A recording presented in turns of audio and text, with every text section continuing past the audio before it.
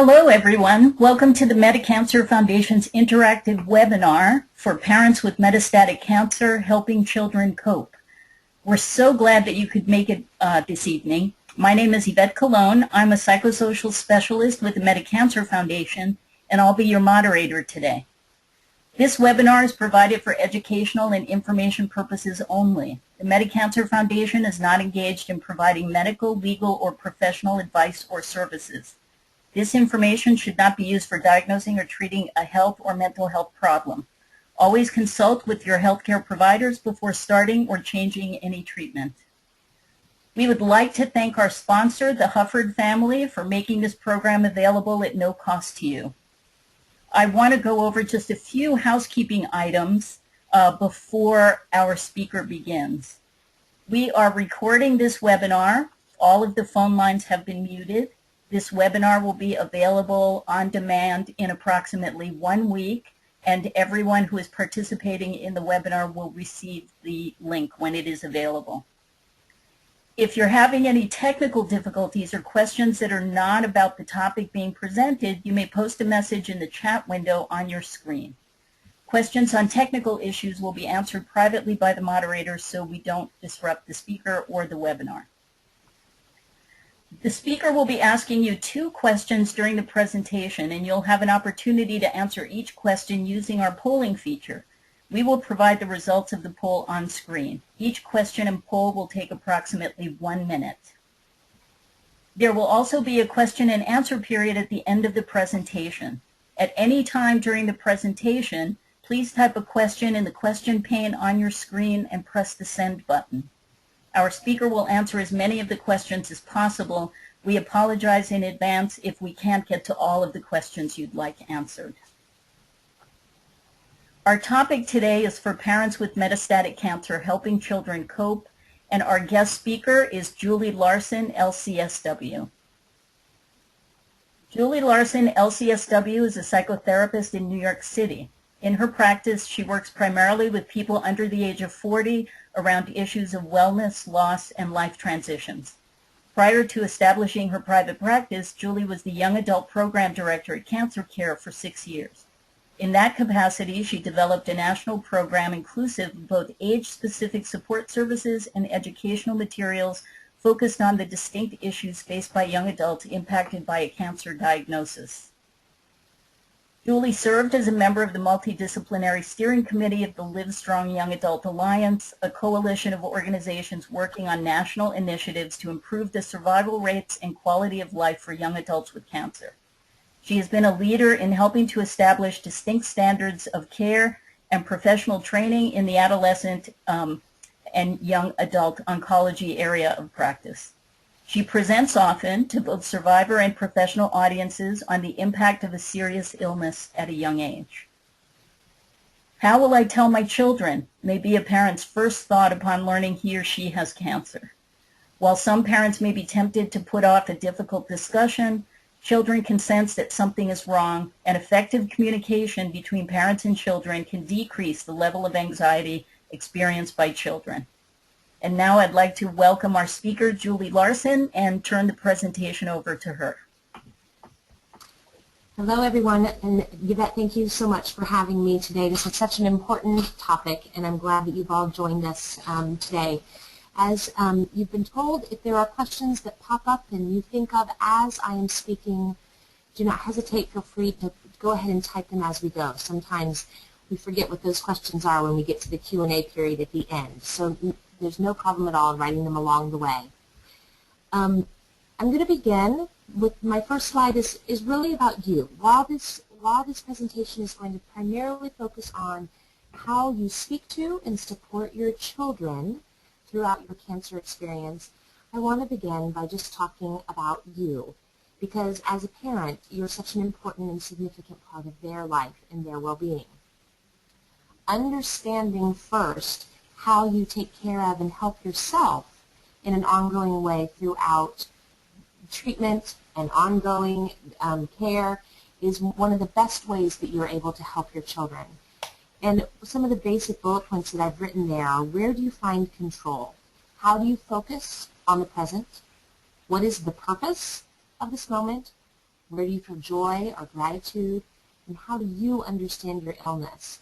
And I know those are very large questions. These are big, big things to think about. And instead of thinking about it in an overwhelming way, what are the most simple answers that you could give to those questions? Because those simple answers might be very similar to the answers that you give your children.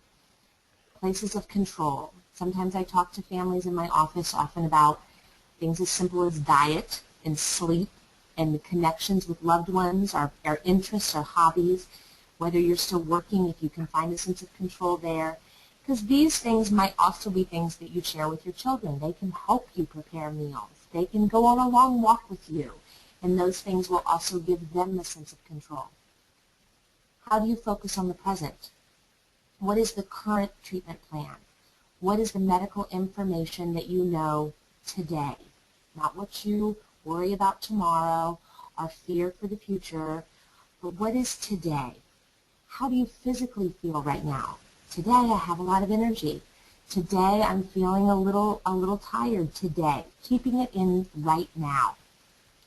What is the purpose of this moment? And what I mean by that is, where do you focus right now? So right now, the purpose of this week is that we're going to get ready to have a fun weekend with our friends who are coming over this weekend. Or right now, the purpose of this moment is that I am so happy to sit on this bed and snuggle with you and read a book. That is your purpose in that moment, not an overarching, overwhelming ideal. Make it something that's tangible and easy to hold on to. Joy and gratitude. This is tricky, I understand. But if you can translate that to your children, statements like, I feel so proud of you when I watch you use your manners. Or to an older child, it makes me feel so loved when you come up to me and you say these things. Sharing those feelings, in addition to all that's going on, can help ground everyone. And then how do you understand your illness? And sometimes that takes some reflection and takes some honesty. And we're going to continue to talk about feelings with your children along the way in this presentation. But maybe it's hard to understand your illness. And that's okay to share because it's hard for your children to understand. I don't know why I got cancer. Excuse me.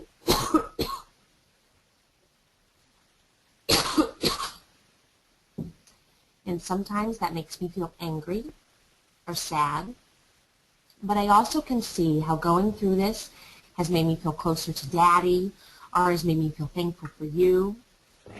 And those statements can be very helpful too. When we think about a foundation of communicating with your children, I'm talking about the very basic levels. There's all sorts of shades and details and all kinds of things that you will ultimately be telling your kids around this entire time. But the foundation should just always be what you go back to. But when you talk about your cancer diagnosis, that information is open, it's clear, and it's simple. It doesn't need to feel, you don't need to feel the pressure of this being a one-time conversation, a one-time sit down in the family room or around the table. This is an ongoing dialogue. And by ongoing dialogue, that could be a very short, flippant response one day and then another conversation that's quite lengthy on another day. It's wherever you find yourself and you find your children. So you kind of are pacing yourselves along the way with how you talk about this and what level of information you give. It is okay to express your emotions. And the purpose for expressing emotions is not that you seek to be comforted, reassured, or taken care of by your children. That is not their job, and that's not the purpose of showing feeling. But more so, the purpose of showing feeling is that it makes all of these feelings permissible. And you're modeling that it is okay that sometimes you're teary about this. Sometimes you're frustrated. Sometimes you just feel this is unfair. And if you're able, this is the challenge, but if you're able as a parent to not only show those harder feelings, but also show how you take care of yourself in those moments, that teaches your children a wonderful lesson. It makes you feel sad, you feel teary, and maybe you need some time alone. And that's okay. You feel angry, and maybe you need to just talk with your spouse, or talk with somebody who helps you get clarity. And that's okay, because it's teaching them not only that the feeling is okay, but also what in the world do you do with it when you have it. Anchor conversations back to today. And I have, this kind of what is versus what if mantra that I tell a lot of my people in the office. We can get very lost, understandably, in all the what ifs. What if this? What if this happens? Where do I go? How will I handle this? Oh no. And that's a lot of energy that's being spent on this whole category of uncertain.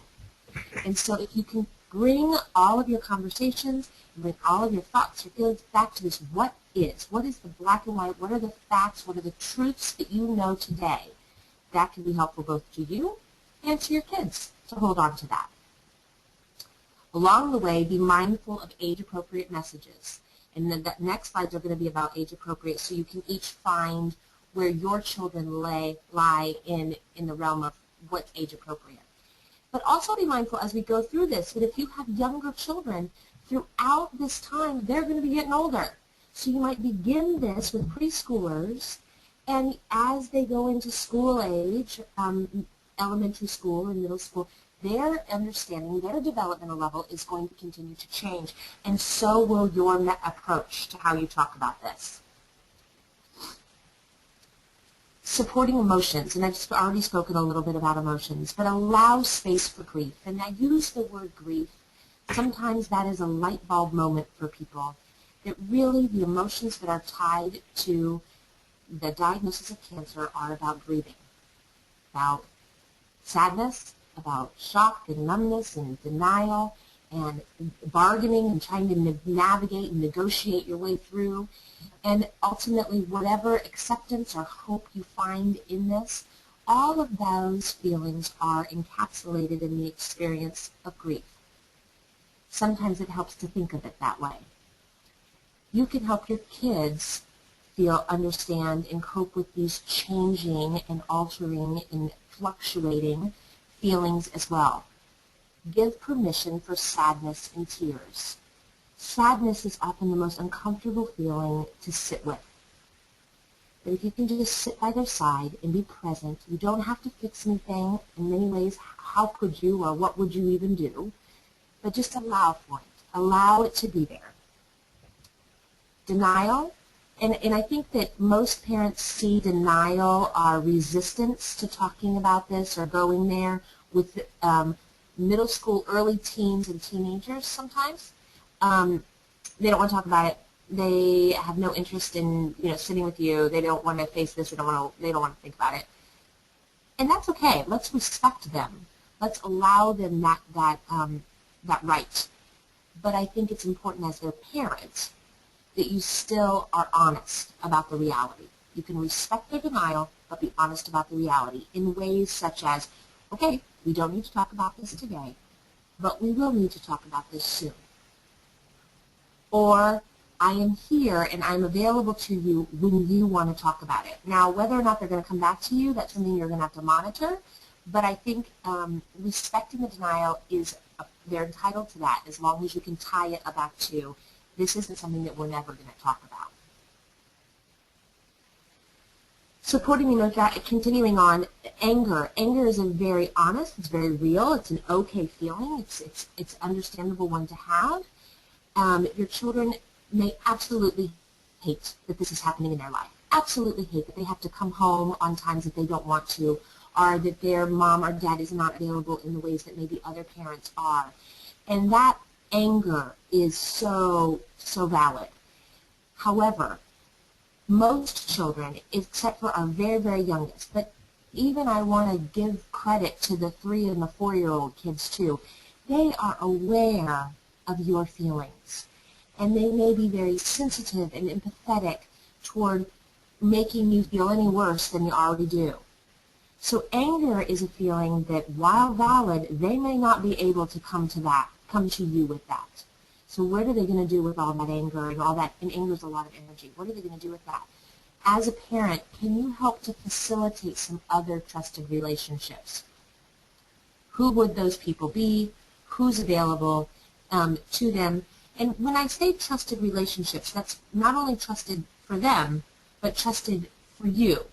And can you lay down some ground laws or ground rules that, you know, there's privacy and confidentiality involved in allowing for these other relationships, whether they're with a professional or with the teacher or even a good friend or the parent of a childhood friend. But how do both your child and that other parent know when they might come back to you with information? I know that as a therapist, when I sit with kids, often the first time that we sit together, mom or dad or both are in the room, and we say, you know, this is a place where it's safe. It's a place where your feelings are the most significant and the most important. It's your time. And there's a level of privacy here, meaning you can talk about things in this room that you don't talk about with mom and dad, and that gives them permission. That's okay. That's nice. They're like, oh, great, good, because there's a lot I got to say here.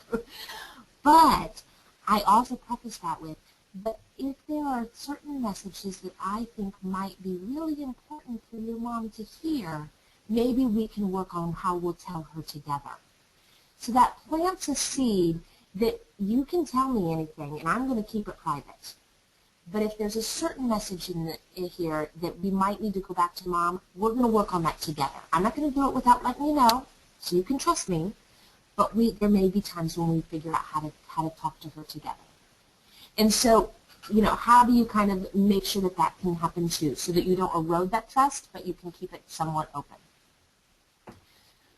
Working hard to find new definitions for hope as a family. So in the realm of grief, like I said to you before, this concept of hope, and that's a tricky one, I know, and hope changes over time, and what does that mean, and how do we find hope or any level of acceptance? That seems hard to say as well about this circumstance. But what's happening in the real time, what's happening right now that may actually be great for your kids? Is this new way of talking and coming together and being open a really good thing for everybody? Is it teaching them how to take care of others, how to be sensitive to feelings? Is it teaching them, is it showing them a relationship, you know, has ups and downs, and that's okay, because they're going to feel that in their life and then they'll feel prepared for it. What is happening now that may be actually very good? And that's something to think about too. So when we talk about age, and I'm going to kind of go through this pretty quickly, but this can be a place where if you've got certain questions, feel free to put them in the chat area. We can come back to them at any time. Preschoolers, when I talk about preschoolers, we're talking about 5 and under. So basically, this age of children are very egocentric, and their concerns are going to be primarily about themselves. Who is there for me? Who will comfort me? What if I need this? Will I be okay? So that is the bulk of your messaging to them. I think it is important to use the word cancer and to share with them the specifics of what's going, some specifics of what's going on. But at the end of the day, they want to know more about who is going to take care of me if you are tired and in bed. Who is going to pick me up from preschool if you can't? What if I need this? Who does it? So you need to be prepared for how they feel secure and safe. It can't be repeated enough or more emphasized strong enough that the questions of that cancer is cancer contagious, and the magical thinking that young children can have about whether or not they've done anything to cause this are very real, very real. And I know when I first talk to parents and I share that with them, they're like, yeah, okay, I can't imagine that my child would think that. And then they come back to me and they so often parents say, oh my goodness, my daughter asked me if when she fell down the stairs the other day and I caught her, if that caused the cancer in my bones. Or I didn't make my bed the other morning and mommy yelled and yelled and yelled and she was upset and she was angry, and did that make her have the cancer in her lungs? So these things do come up in their very imaginative mind. So it's so important that you say it, not once, not twice, but again and again. You know that cancer is not contagious. It's not like a cold. It's not like a flu or a runny nose. You can't catch it. You can sit on my lap. You can eat from my fork at the dinner table. You can do all of these things. You're safe. And that nothing you did made me get cancer. School age. So school age is kind of through 4th and 5th grade. This, all of this is very loose, so kind of a little fuzzy on both ends of this.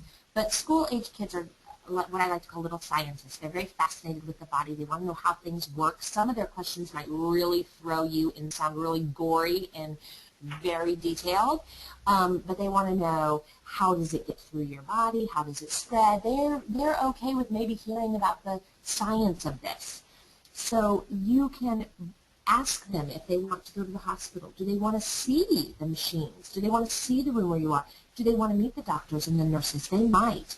And you might enlist the help of that medical team, who should be there and in some ways maybe used to this, but prepare them and help them to know, my son or my daughter would like to come and to see this. And will you kind of show them around and show them what's going on? That might have them feel a little bit more in control. Little scientists are the school-age kids.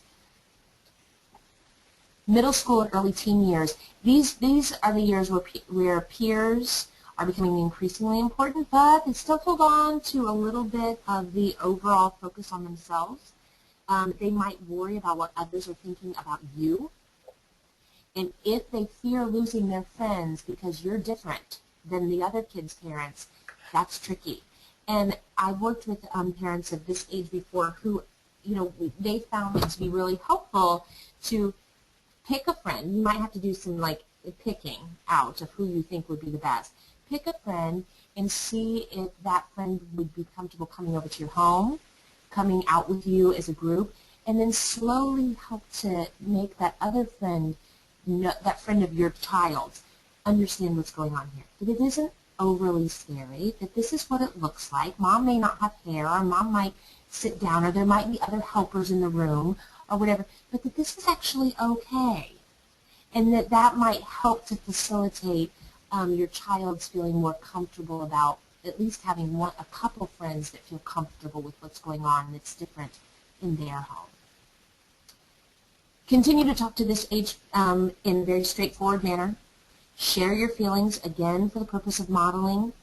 You may not see the repercussions of that, but it might be happening elsewhere. Reiterate again and again your availability. I am here for you. I'm open to talking. You might have to pull a little bit. Is there anything that you want to talk about? I've been thinking about this lately, and it makes me feel this. How are you? And they might say, I'm fine, thanks, bye. Or they might open up. Just keep putting it out there, making it available. Knowing that you're open, knowing that you're available is the most important piece. Teenagers.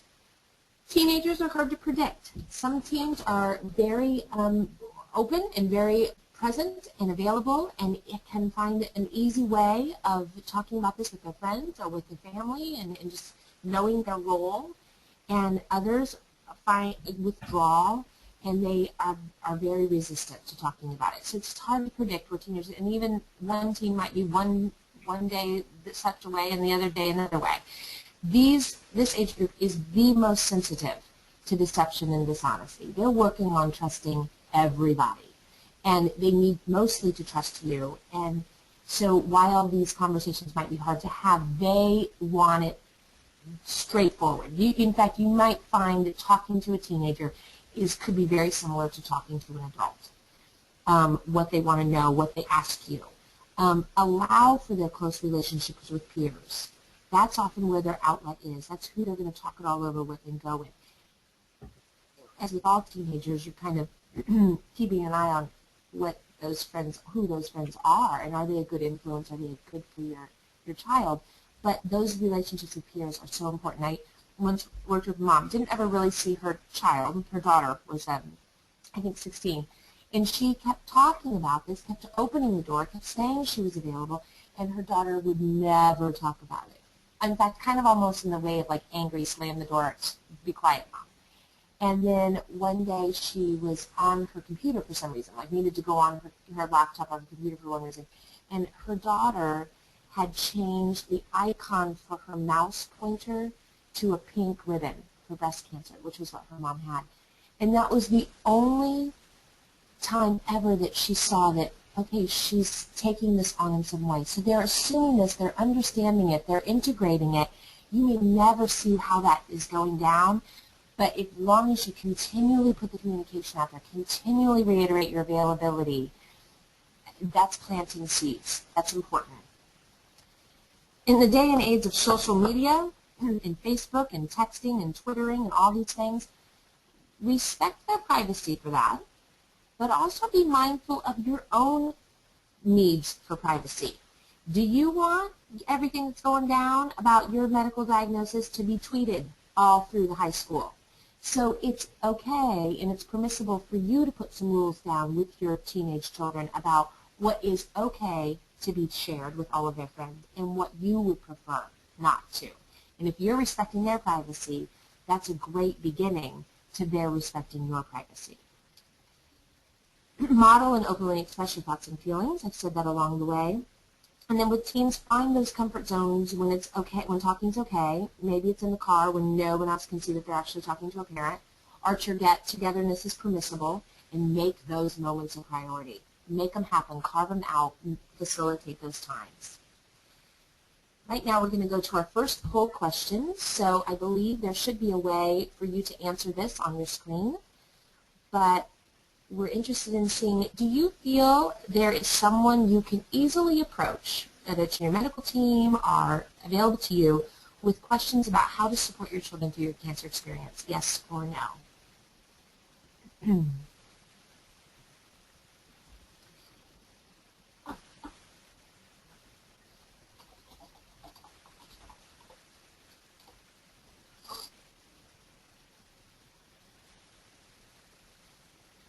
The question is up on the screen, and you should be able to answer the question, yes or no. We will just give it one moment to give any of you who would like to answer the question an opportunity to answer.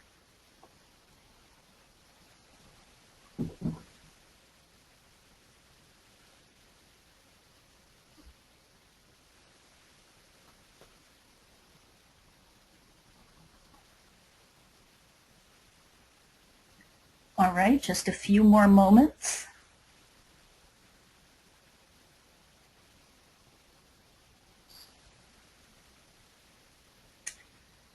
Okay, I'm going to close the poll and we will see what the results are.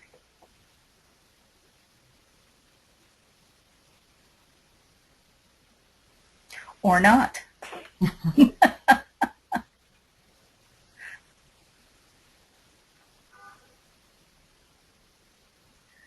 Okay, I know several of you voted. There we go. There is the answer.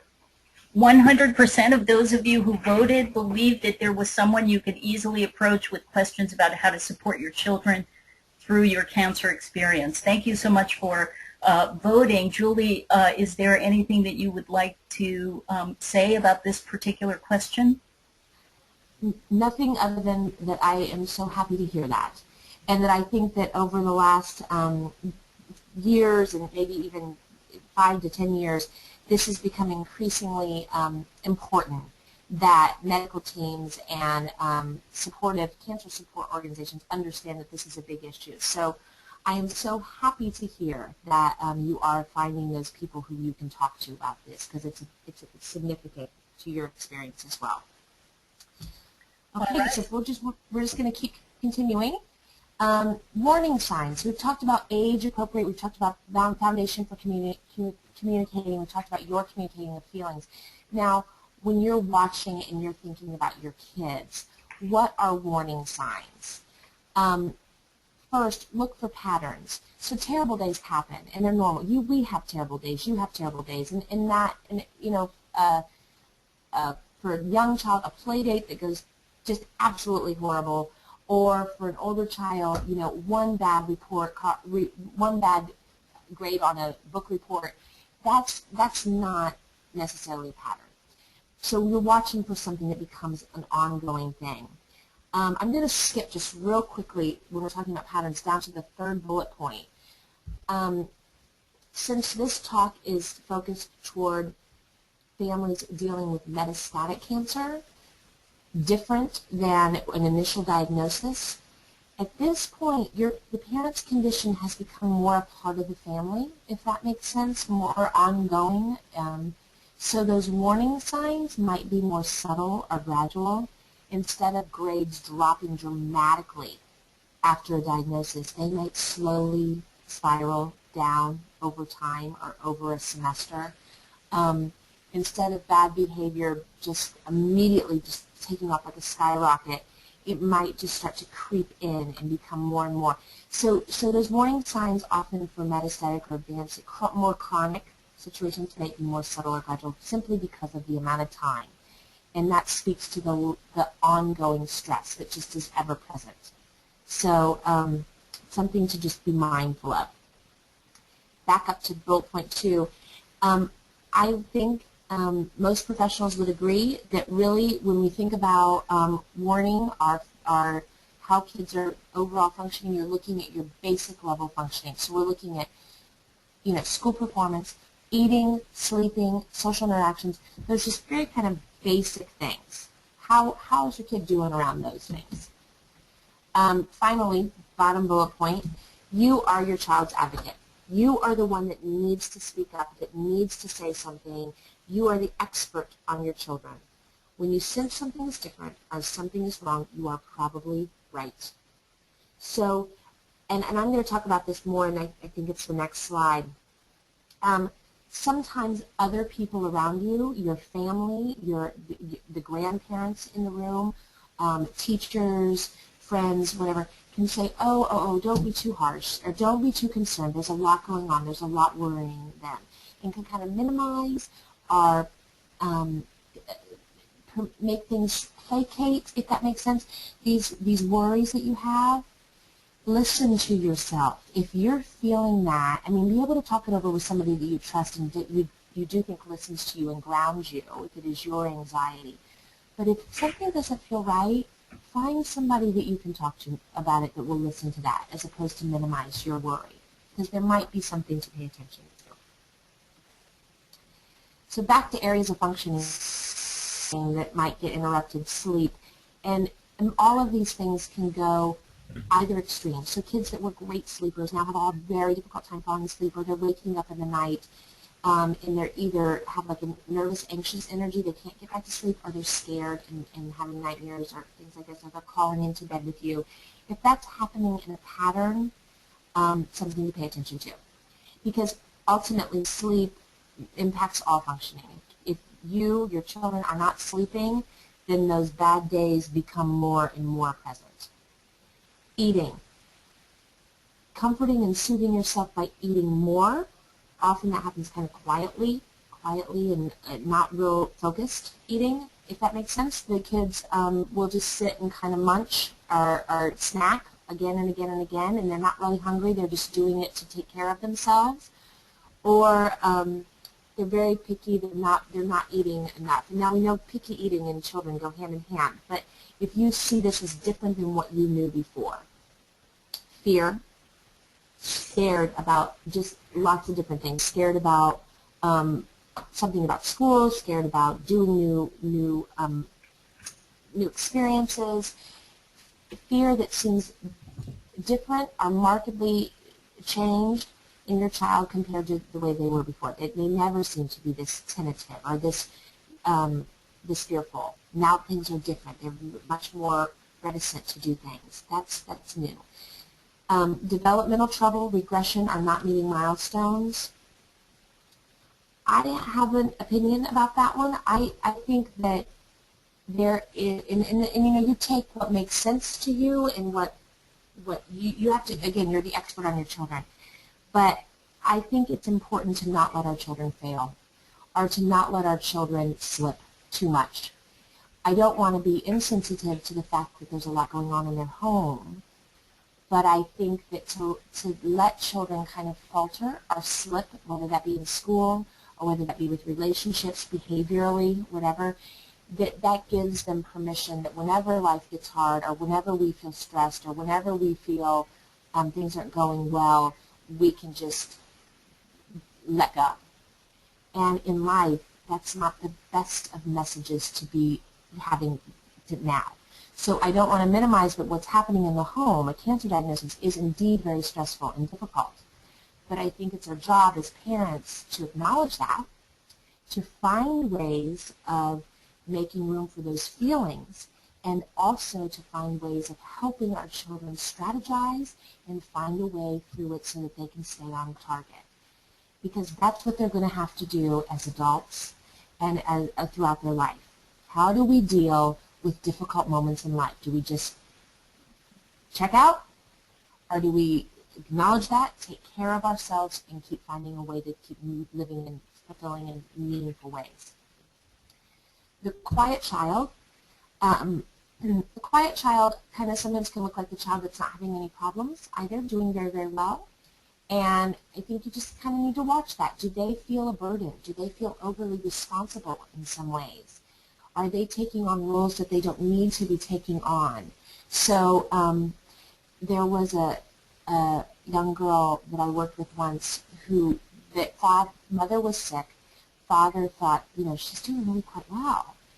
And as we talked more and more, she was feeling really guilty for not doing a great job with her younger siblings. She was feeling like she knew that dad was stressed. And underlying all that was this kind of sense of having to be a little mommy and almost even a little wife. And that's not her job.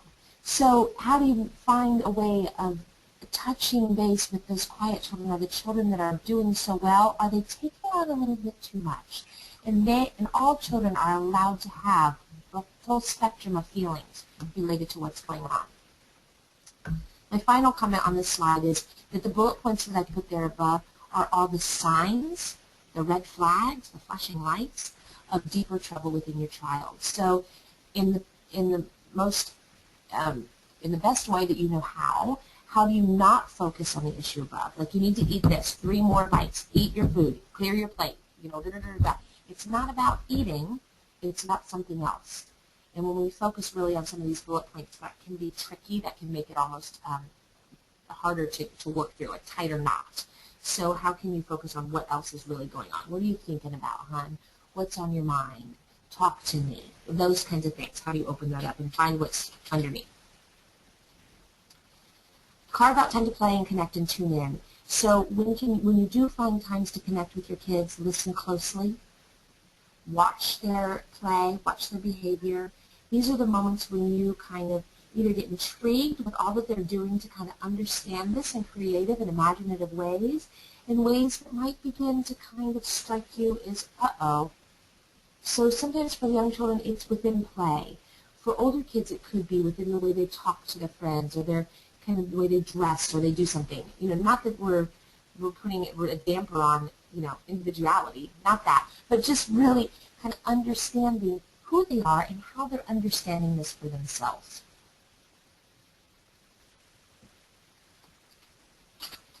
And that leads us to our second poll question, which is, which possible question from your child makes you the most nervous or feel the least prepared to answer? So you can mark one, or you can mark any that apply, and we'll see what we get there.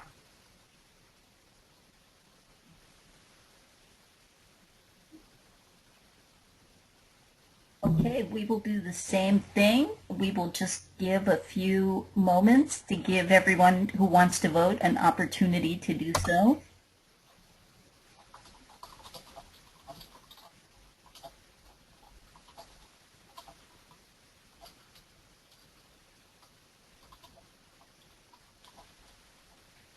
We'll give it just a few more moments.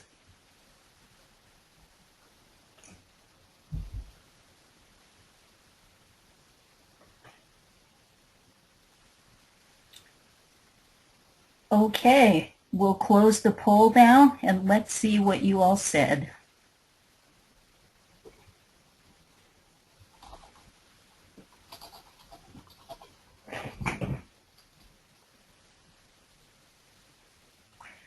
So, Julie, can you see the poll results? I don't see the results, so you'll have to let me know what's there. Oh, okay. All right. So, The first question, will you still be able to play and have fun with me, was chosen by 17% of our audience. Okay. What am I supposed to tell my friends at school about you? No one chose this question. Okay. Why did you get cancer? 17% of our audience chose that question. Yep. Will you die was chosen by 100% of our audience. Yep. Thank you all very much for your vote. And I kind of planted this poll question in there because I anticipated that that would be the answer. And so before we go on, I thought that I might just share some of the things that I've talked about with families around how to address that question, things I've heard families do. I preface this with every family communicates in different ways, and everybody is going to find their own voice and their own style and their own way of responding to this answer. But when I've sat before in meetings with families and people say things like, you respond by there's a life cycle and everything, guys. I watch the parents like glaze over, like that is not going to do it. Like you got to give me something more. You got to give me like a script. So for that purpose, I'll just go ahead and give you some words that I have worked with families around what they've said. It does matter the age of your children, so that we'll go back to that.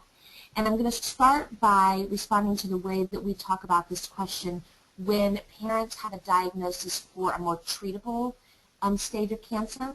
So let's say an earlier stage cancer that's going to have a treatment period of time and then a period of remission are long-term overall healthy survivorship versus and kind of use that as the starting point for how that might be different with the chronic or metastatic cancer.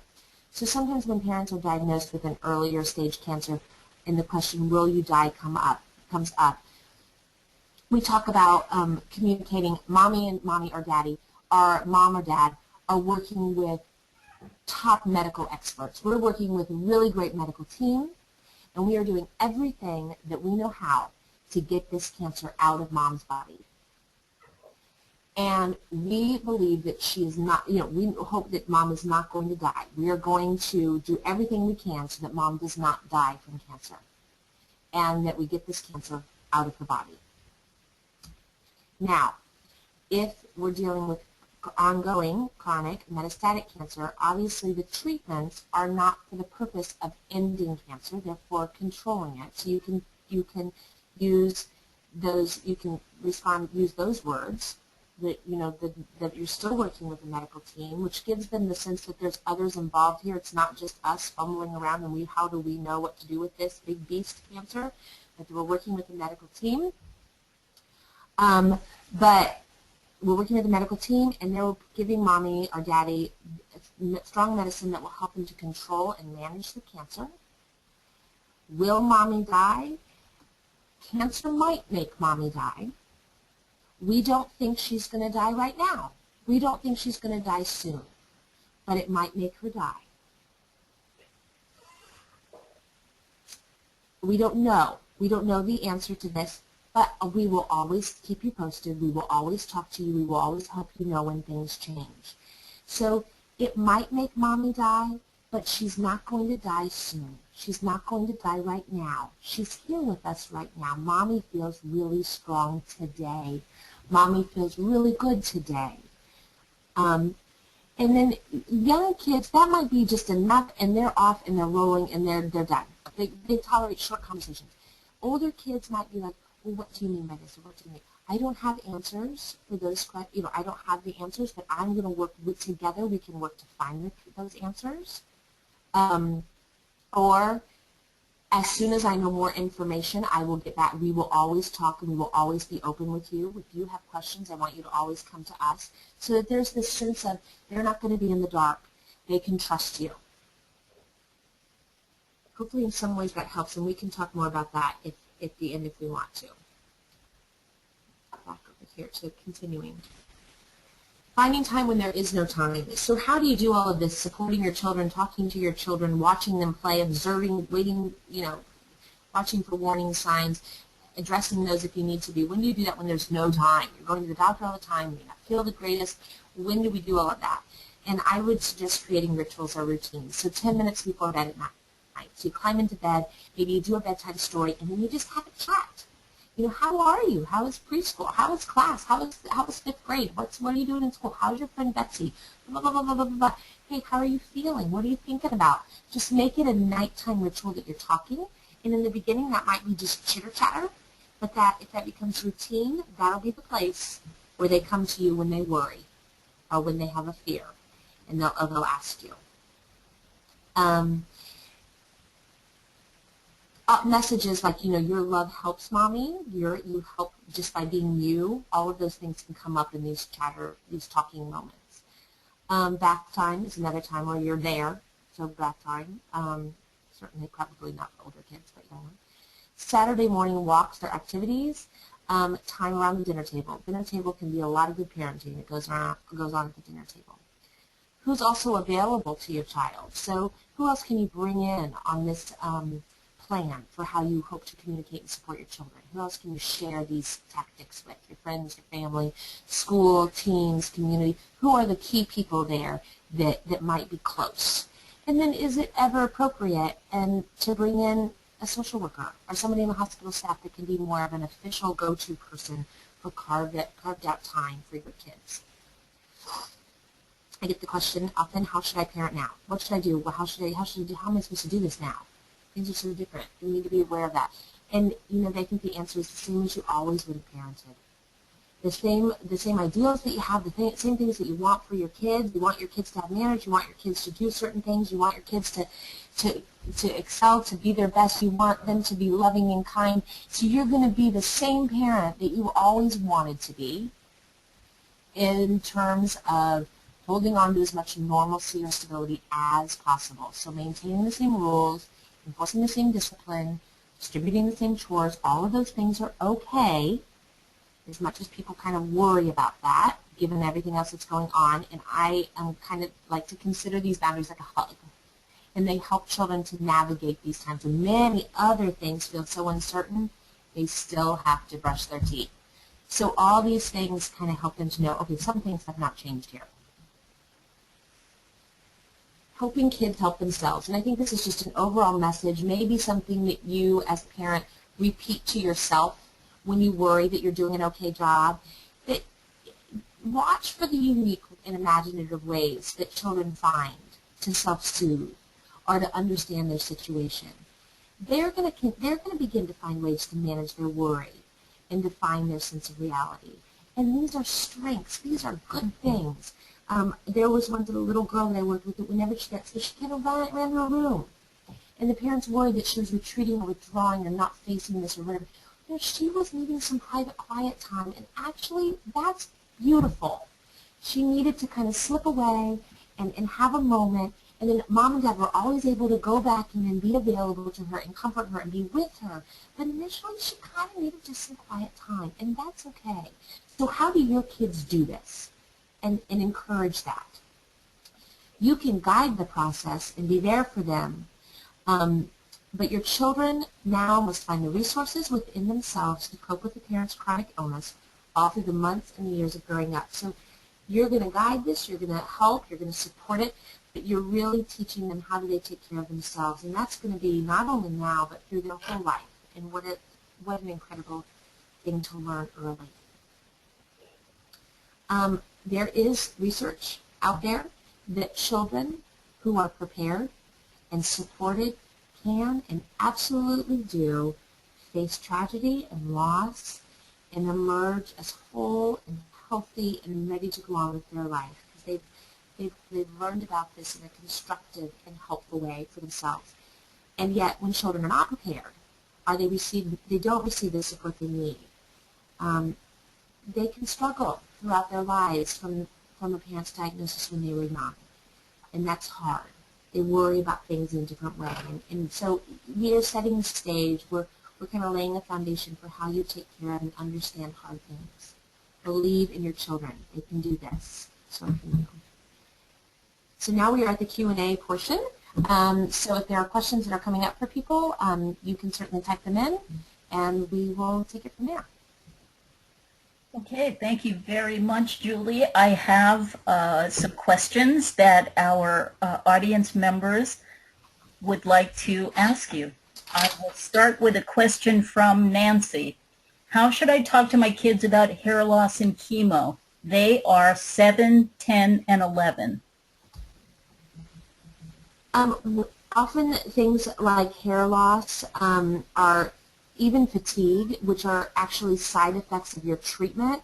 I think you can talk about before you start the treatment, if we've hit that timing in this webinar, if there's that space to do that. And the tricky piece is that the treatment is actually good medicine. So that this very strong, good medicine that is going to go into it, which is hard to think about when we think really, frankly, of chemotherapy as poison and toxic. Sure, I get that. But on the other hand, it's going to kill these cancer cells. That this strong medicine is going to go in and kill the cancer cells, but it also can have some side effects. And these are what those side effects are. 7, 10, and 11, you can use the word side effects. You could, again, this is kind of in the land of little science, right? Little scientists. So, you know, this chemotherapy, these drugs, are going to get rid of all the bad cells in my body, but they might get rid of some of the good cells. That doesn't mean it's going to hurt me, but it might make things like my hair fall out, or it might make mommy feel tired, or it might make me feel sick. And so, but the medicine is ultimately what it's doing is getting rid of the cancer. So we want to make sure that that happens. And then they might have a input if they prefer. You know, some people, you can say some people when they lose their hair from cancer, some people wear a wig, some people wear a hat, some people wear a scarf. What do you think I should wear? You can turn the conversation there and begin to kind of see where they're comfortable with this. Some kids hate it when their parents put on a wig. Like, that is weird, that is odd, that does not look like mom or dad. They much prefer either their mom and dad to be completely bald or to wear a hat or a scarf. So check in. Hey, so if I do lose my hair, when I do you think I should wear this hat, or do you think I should wear a scarf, or what do you think? Will you help me? What do you think looks best? That might initiate their help or their kind of role in that too. Okay, thank you, Julie. Karen would like to know, I think I can talk to my children in the way you're suggesting, but how do I make sure that other family members are talking with them in the same way? That's an excellent question. Excellent question. First, I think you should know that as mom or dad, you hold a lot more weight. So if other messages slip in or get out there, kids listen to mom and dad in a different way. So the buck stops there. So trust that first. Trust that your messaging to them always is their go-to. Now, if possible, can there be a bigger family meeting with the people that are close to your kids and say, this is the way that we hope to talk about this. These are the general messages that we're going to say again and again and again. I need your help in supporting them, or quote-unquote co-parenting them in the ways that work for us, work for me. I had a family once write out like a plan of supporting their children and send it via email. Like, this is the recipe. This is the menu. Everyone follow the rules. and so you have that right in some ways. And in some ways, if that feels domineering or directive, I think in a tender way you can say, so much right now feels uncertain and scary. So much right now feels so out of my control. This is the one place where I want to do this well. So please honor me and help me. And if that doesn't bring your family on board and put them in your side of the camp, that's maybe important. That might be something that could help facilitate that. Great, thank you, Julie. Lanny has a two-part question. The first one is, how do I keep my child from regressing in age? My 8-year-old, almost 9, has started reverting back to a younger age. He has an invisible friend and likes stuffed animals. How can I keep him from regressing? And what do I do when he wants to go back to when he was younger, thinking Daddy was better then? Let's go back to when Dad was well. Mm-hmm. Well, gosh, all of those things make a lot of sense, right? You know, that wanting to go back when Daddy was well, don't we all want to go back there? I mean, how honest is he? And I think that you say that. We all want that. I want that too. What do you miss from that time? What are you missing? What is different? And if you can nail down something that he misses and then find a way to bring it back, oh gosh, how great. I miss that Daddy used to do this.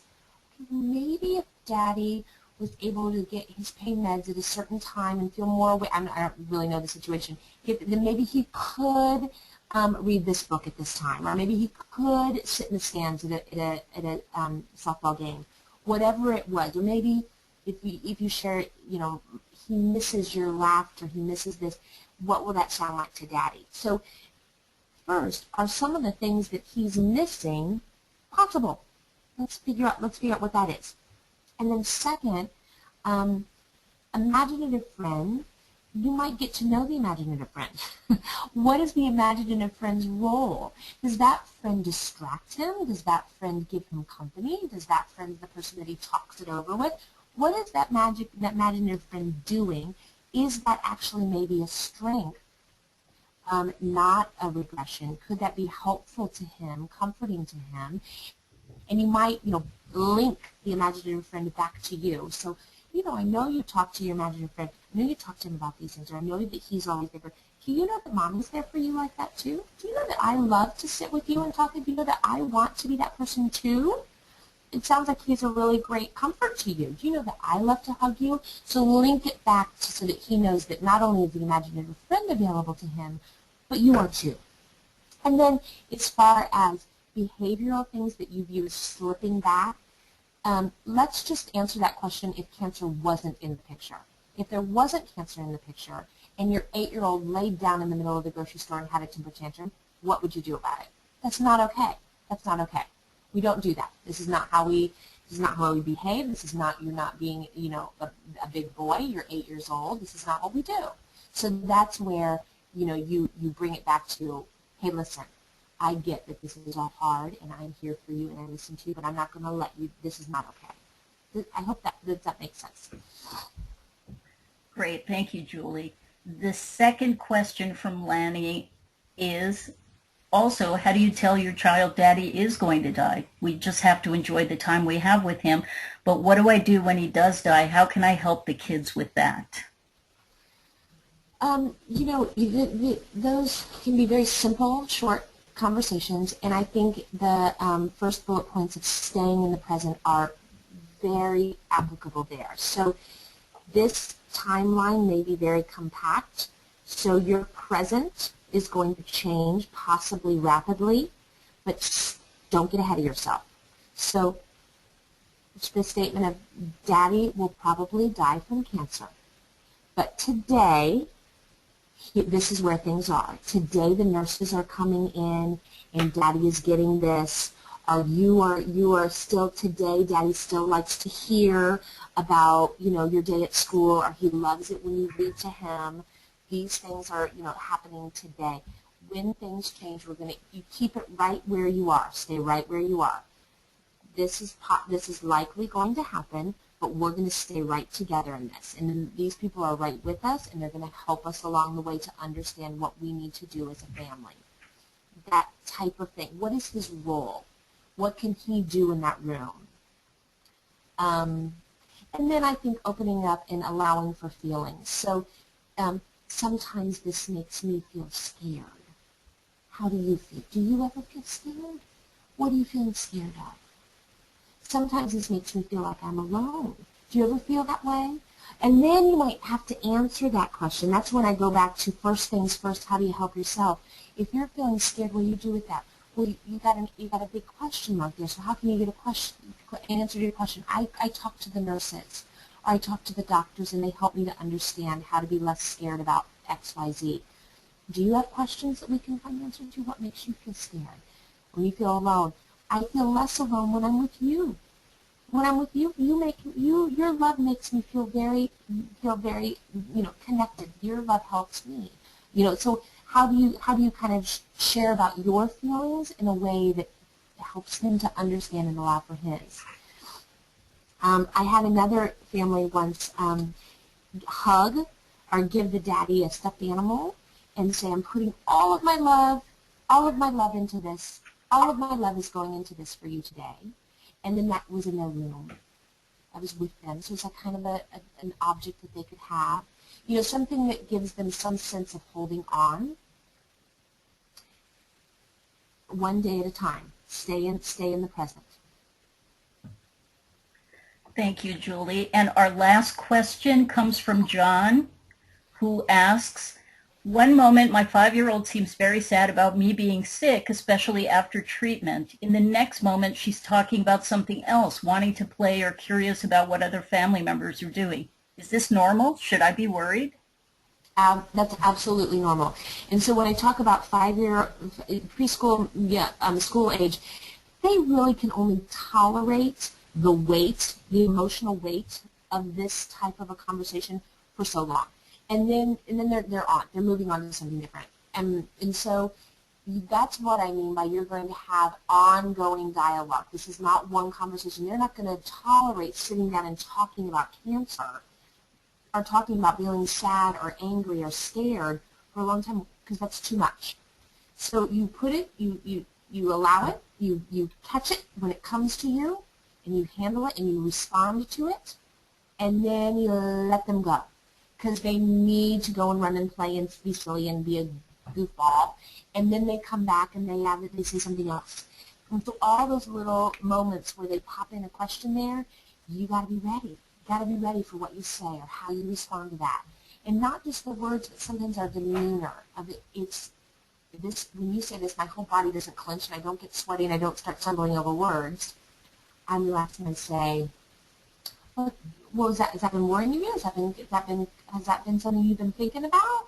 What you thinking? Just to make it seem calm and okay, which takes some practice as parents on how do we respond to kids in that way? How do we feel prepared when it just flies at us out of the clear blue sky?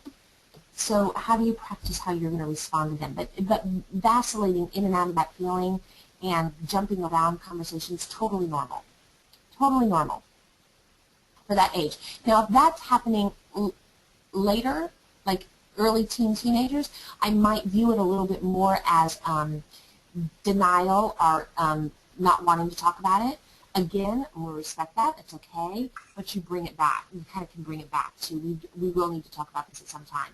But for a young kid, they're going to popcorn around that and that's totally normal. Okay. The same thing happens with children in grief. So when children are grieving, they can be, distraught and sad one moment and running around and playing the next, and that's normal grief for a young child. So if early on I kind of defined some of these feelings even now during the cancer, during this time as feelings of grief. So that's going to be the same expression of those feelings in young kids now. All right, great. I'd like to express appreciation to the participants. Thank you for the wonderful questions that you submitted, and thank you, Julie. No problem. Thank you again for having me.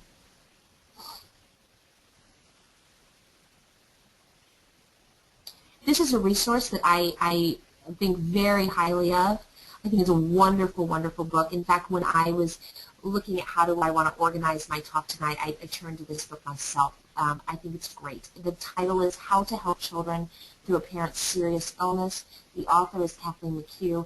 I just really appreciate her way of talking about kids in a wonderful way, and just the really concrete, tangible ideas that she's got. So this is if you're looking for another resource, I think this book is a good one. Unfortunately, that's all the time that we have for our webinar this evening. We'd really like to convey our gratitude to Julie Larson, LCSW, for sharing so much helpful information, and to our webinar sponsor, the Hufford family. We'd also like to thank all of you, the participants, for attending the Metacancer Foundation's webinar and for asking such great questions. Please take a moment to complete the evaluation you receive in email after the webinar. We look forward to having you participate in future webinars on our website and in our online community.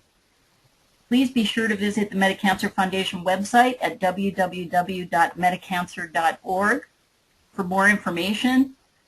Consider joining Mosaic, our new program, an oasis for people affected by metastatic or advanced cancer, at metacancermosaic.org.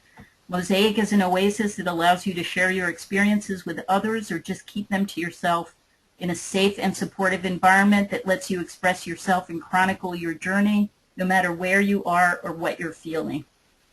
This webinar will be available for replay, so please make sure to check your email or the Metacancer Foundation website homepage soon for an announcement with a link. And please be sure to tell your friends or colleagues who might have an interest in this topic or any other Metacancer Foundation programs. Thank you all very much for sharing your time with us this evening.